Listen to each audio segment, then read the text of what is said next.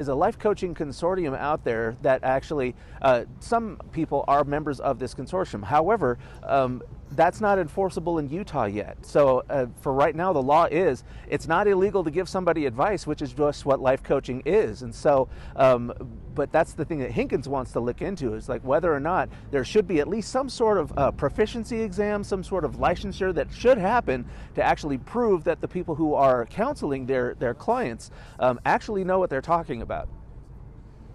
Paul Nelson with the latest on this. Is very interesting stuff, Paul. Thank you. And I think what we take away from it is do your own research and look at who you are seeking help from. So pull out your phone now and scan the QR code on the screen here if you want to weigh in on our viewer poll. Have you ever gone to a life coach for help? 84% of you, this is the biggest sway in a viewer poll I've seen in a long time. 84% of you saying, I wouldn't use a life coach, but would love to see if you could weigh in here on our viewer poll to check in on this. And of course, you can catch up with all of our prior reporting on the Ruby Franke Jody Hildebrandt case on our YouTube page, KUTV2 News, Salt Lake City. And if there are new developments, we'll be sure to bring them to you right here on 2 News. The ski bus service has resumed up Big and Little Cottonwood Canyons, but the Utah Transit Authority says they're still combating the operator shortage. Last year, the shortage forced UTA to reduce service, and it's not just Big and Little, it's some of the other locations in the state of Utah as well. Emma Riley joining us now after spending part of the day in Little Cottonwood Canyon. Emma, what is UTA doing to try to prevent this from happening again? I know that they're kind of strapped at this point, it seems.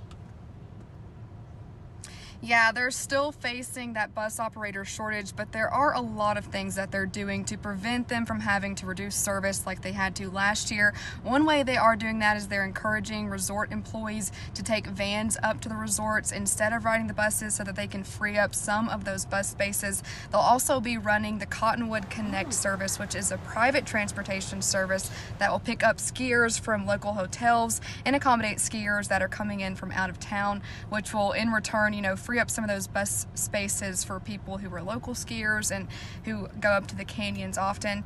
And during peak demand times, they also have backup buses that they'll be running those extra buses. So there are a lot of things that they are doing to hopefully free up some of those spaces, have more buses available, and they are this year again running every 30 minutes. It's obviously encouraging. Trying to sway workers, though, to take a different mode of transportation might not be easy. I can think of last year driving on Fort Union, 6:30 in the morning, and there's people that work at the resorts waiting for the bus as their primary mode of transportation. What else is UTA doing to try and reduce maybe the hope of reducing congestion in some of these busy spots? Yeah, they're really encouraging carpooling if people can do that. If they can't get on the bus in time or they don't have time to wait, they really want people to carpool to kind of reduce the amount of people trying to get up to the canyons. And yeah, they're just trying to free up some of those spaces so that people can get on and get off quickly. Emma Riley with the latest on this, and we'll see where this goes in the next few years here with the shortage as it pertains to UTA ski buses. Emma, thank you. Let's take a look at some of the ski resorts that are currently open in Utah. Alta and Brighton kicked off their season this past weekend. Park City Mountain Resort, Solitude, Brian Head, they all opened earlier this month. We've got some other resorts that are going to open up this week. Snowbird on Thursday, Snow Basin just putting out today. They say, hey, we're going to have top to bottom lift service with the Needles Gondola and a couple others on Thursday as well. And Sundance getting ready to open for December 2nd. Love to see it. We have another poll for you if you'd like to weigh in here. How do you get up Big and Little Cottonwood Canyons in the winter? This is a very localized poll, of course, maybe for our friends in the Salt Lake Valley. If you ski at some of those resorts there, Brighton, Solitude, Alta, and Snowbird. 60% of you is saying, I just avoid the canyon. So you're not going up there in the winter. The other 20 saying, take my own vehicle. 20% ski bus. No one's carpooling according to this poll. I'm demanding Chase Thomason give me a ride this year. Well, Brian Schnee is always my ride. Yeah, on the so Cottonwood Canyons. we got to figure this out here. I think we got to make you drive this year. I did get snow tires this year. I know, you're ready to go. And I have a new vehicle that has 4x4, so I am available. You're picking me up. We're going to do it. I can't wait. All right, Okay. I see you updated the list here. So this is a very updated list. You kind of talked about it. Of course, what's new today is that Snow Basin is now opening on Thursday with Snowbird. Deer Valley and Sundance December 2nd. So on Saturday. Same with Nordic Valley. And then we have Powder Mountain December 7th and Eagle Point December 15th. If you're wondering about Cherry Peak and Beaver Mountain, we're still waiting. A lot of natural snow for those resorts, so they need a little bit more. Typically, they're usually mid-December, mid to late December. Cherry Peak makes, Beaver does not. So that's what we figured out. Hey, Beaver gets more. Beaver, yeah, well, there you go. Is anybody getting a little something here in the next 7 days? What do we think? Next 7 days, yes. Next 4 days, probably not. Okay. But I think we might see some decent totals in southern and northern Utah as we head into the weekend. So we have a lot of details to work out. So let's get right to your forecast. Of course, we have valley inversions, and they are strong out in the Uinta Basin. You probably noticed the hazy sunshine along the Wasatch Front, but for our friends out in Vernal, they're still trapped in with the cloud cover, and it was a cloudy and a cold day in Vernal.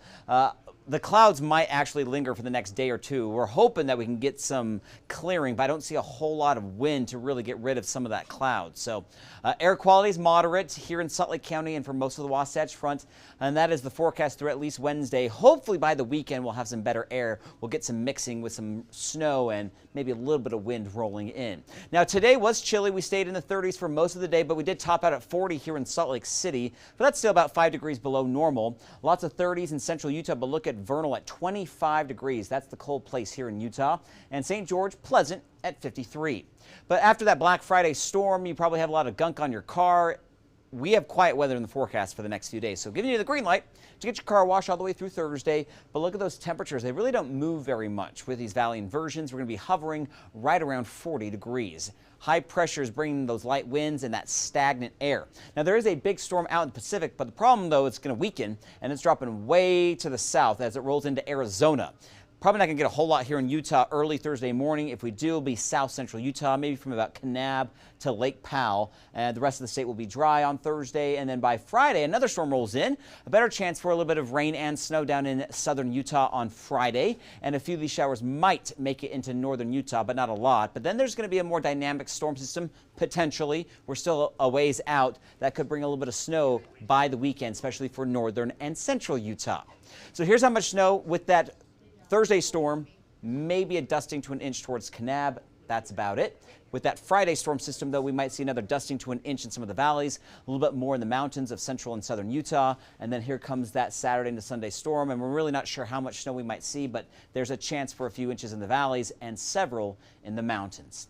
St. George, mid-50s through Thursday. Definitely going to have more cloud cover Wednesday and Thursday. A few showers on Friday into Saturday morning, and a bit cooler over the weekend with highs in the upper 40s and lows in the low 30s.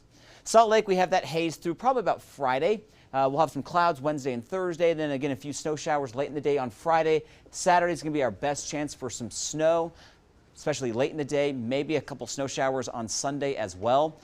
Temperatures upper 30s. Yeah, it's a cold forecast, and it is a few degrees below normal, but it's not crazy cold. And the good news is that we'll see some decent snow up in the mountains over the weekend. I know a lot of folks don't want to drive in it, but if we can just hold it off to the weekend, then you're not commuting in the snow. I think a lot of people last year enjoyed the lack of this in the valley. I mean, we had so much happening so often, it seems like that several storms. That stagnant sort of inversion really never had the chance to just stick around. We had a couple days where it would get a little hazy, but again, we had those storms. You need kind of, especially as we head into January, a lot of snow on the ground and maybe go a week or two in between storms, and that's when our air quality goes really bad. So 3 or 4 days, moderate air quality. We can get through that. We do have a storm coming our way this weekend. There might be some patchy fog, though, with the storm as well. I'm on 903 watch. Is this the year? No. We breaking it? We're not. Come on, what do you think? That was an outlier. Yeah, That's it was not an gonna outlier. happen Listen, again. I feel like I coaxed it along last year by how many times I asked you in January, being like, And is we this did the it. record year? Yep. I know. It was. Not going to happen this year. But Okay. hopefully it's not. That's a strong or no, above by the average. way, here in late November. It was the snowiest winter of all time. It's not going to happen 2 years in a row. Ooh, okay. On record. But hopefully I'm wrong. I'm hoping you're wrong. Thanks for watching 2 News Live. Chase is never wrong. We'll be here Monday through Friday. We appreciate you joining us. We're on YouTube, Facebook, KUTV.com, the 2 News mobile app. And we are back tomorrow night. Hope to see you then. Thanks for being with us tonight. See ya.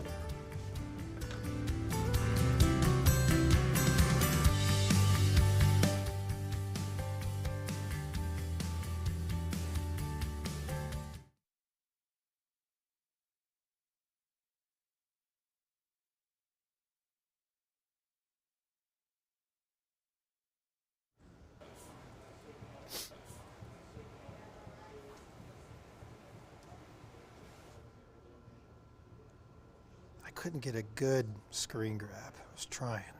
So tough, you know? Not bad. It's better, like, there's no, like, one of us going like this, like, with our face. And the other one's, you know. Hi. Welcome back.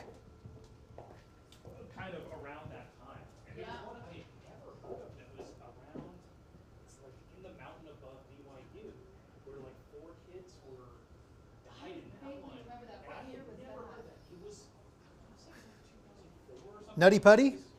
No, it was before Nutty Putty. It was a different one where 4 people died. Oh, I don't know. Never heard of this. And they Not called sure. it the Cave of Death or something like that. It was not really a natural cave. It was an old Like mine mine pit, shaft or something? but people would go into it because there was some kind of little chasm you could was swim exciting. under and into this thing. And because all 4 of them died, nobody Well, knows good luck on the exactly art. what happened. It probably Oh, thanks, man. We'll do okay. We'll be all right. yeah, 2 of them were BYU students. 2 were still young but older, you know, in their late 20s. Yeah, it was really. I had never heard of that one, and they talked about other people getting stuck but rescued from Nutty Putty before. Yeah. It was actually very interesting. I didn't know a ton about And it was a show that? It was a podcast. It was just one of the true crime Oh, okay. podcasts that does all kinds of stuff, but it's not a Utah-based podcast. Huh, But they I'll happen check to it do. out. I'll send you the episode. Oh, Yeah, yeah, Katie yeah. listens to it, but I was like riveted by it. I was like, oh my gosh. That one was sadder than I mean. The more you learn about Yeah, that one, it was is super real sad. Because he was young and married, I think. Yeah, and it seemed like he had genuine hope of getting out. He thought it was kind of funny at first, like, oh, they'll get out. Yeah. Anyway, sorry. Go ahead. Master plan revealed for some of Utah's hottest real estate. 3, 2, 1. A master plan revealed for some of Utah's hottest real estate.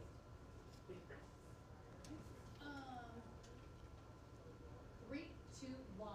What the point of the mountain could look like and how your tax dollars play a part.